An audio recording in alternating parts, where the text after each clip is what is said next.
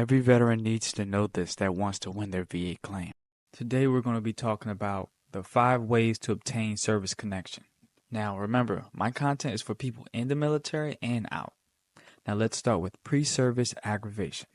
Pre-service aggravation in the context of VA disability claims refers to the worsening of a pre-existing injury or disease that occurred before a veteran entered military service.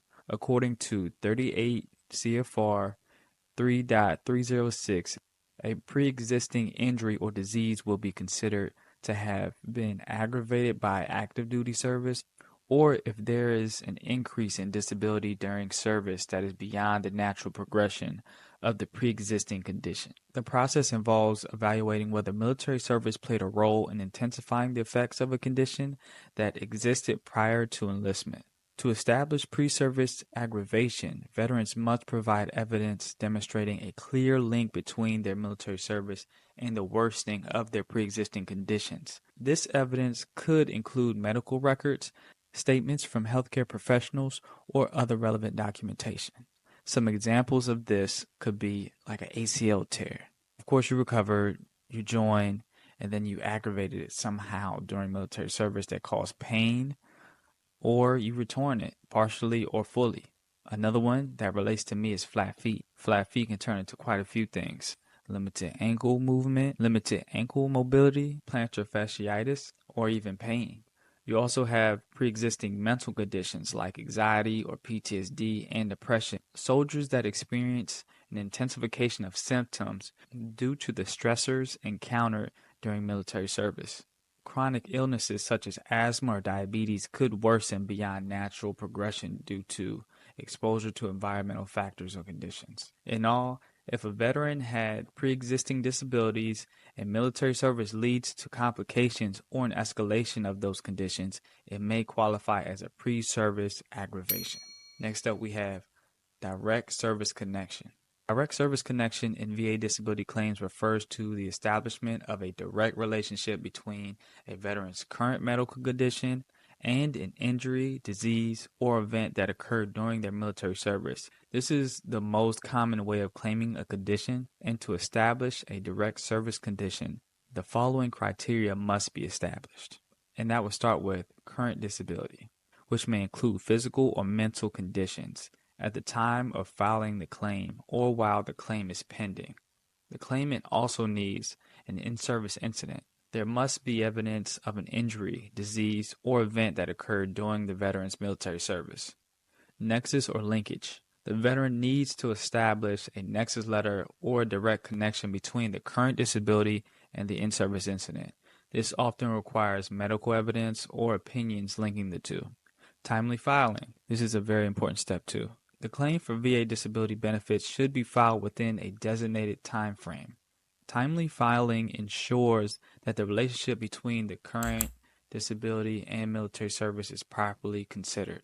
Now, an example. I deal with migraines. My in-service incident was the time I got a concussion. As for the medical opinion or linkage and the timely filing, that didn't really apply to me because I filed the claim within a year after I got out. Next is secondary service connection. A secondary service connection in a VA disability claims refers to establishing a link between a new or worsened condition and a service-connected disability. Now here's how it works. You have the primary service connection. A veteran must have a service-connected disability recognized by the VA. Then you have the secondary condition. The veteran then claims that a new condition, the secondary condition, is directly related to or aggravated by the existing service-connected disability. Then you have the causation requirement. To establish secondary service connection, there must be medical evidence showing a causal relationship between the primary and secondary conditions. This requires a professional medical opinion. Now, the filing process. You file for a secondary service connection using VA Form 21-52 Echo Zulu, providing medical evidence and detailing the relationship between the primary and secondary conditions. Examples. One of my primary conditions is migraines. Now my migraines are keeping me up at night, so I'm going to file for insomnia. So I'll provide evidence from my doctor stating this, or nexus letter, linking the two. Other examples: hypertension or high blood pressure aggravated by PTSD. Another example would be medication prescribed for a service-connected condition that might result in GERD issues. Next, you have the fourth way to obtain service connection is increase of condition that's already service connected. If you already have a service connected disability and wish to increase your VA disability rating, consider the following steps. Request reevaluation. Submit a request to the VA for a reevaluation of the current disability rating. If your condition has worsened, you may be eligible for an increased rating.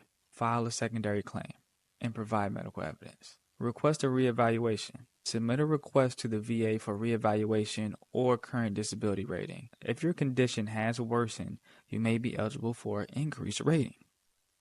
Submit a recent and relevant medical evidence that supports the worsening of your condition.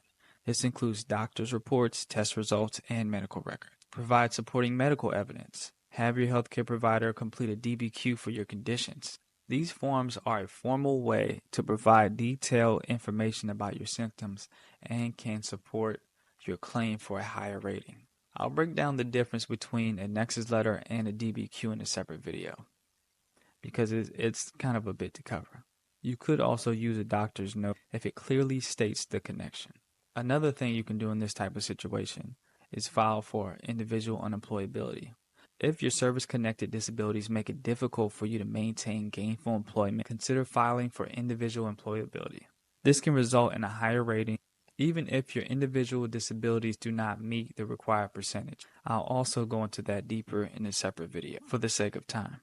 Remember, the key is to provide clear and compelling evidence of the increase of your service-connected condition, which means you'll have to have another CMP exam and provide supporting medical evidence. As an example, my back pain happens more frequently, and sometimes I have to call out of work because of it. So I'll let the CMP examiner know the deal, and my range of motion might be affected. So the examiner will document that, and it ain't far if it's a bad day. Now, I haven't filed this claim yet, so I'm working on it. Now, it'll be documented in my medical records that the symptoms have worsened. And the last way is presumptive. Presumptive conditions in VA disability claims refer to specific health issues that the VA automatically considers as service-connected. Veterans who have served in certain circumstances or locations and later develop these conditions may be eligible for disability benefits without having to prove a direct link between their service and the condition. Of course, this is the easiest to prove. Now, how you do that is creation of presumptive lists.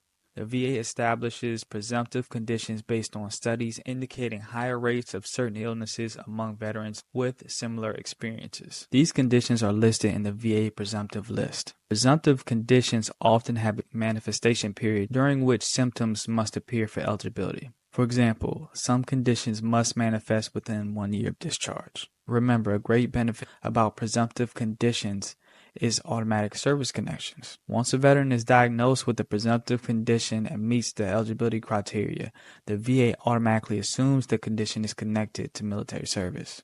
This simplifies the VA claim process for veterans. Presumptive conditions include Agent Orange, which can cause certain cancers and respiratory diseases. You have the Gulf War, which includes chronic fatigue syndrome. You have radiation exposure, which includes certain cancers, thyroid issues, infectious diseases, prisoner of war, and then you have post-service manifestations. See the link in my video description for presumptive lists. Remember, you don't have to file your claims independently every time. You have the option of going to a VSO who can guide you through the process, help you gather supporting documents, and ensure that your claim is properly submitted. My first claim I went through a state rep. The second I went through Wounded Warrior Project, and they both did a great job. Now, of course, this video only showed a fraction of what you need to know. Check out this next video so you can learn how to crack the VA algorithm.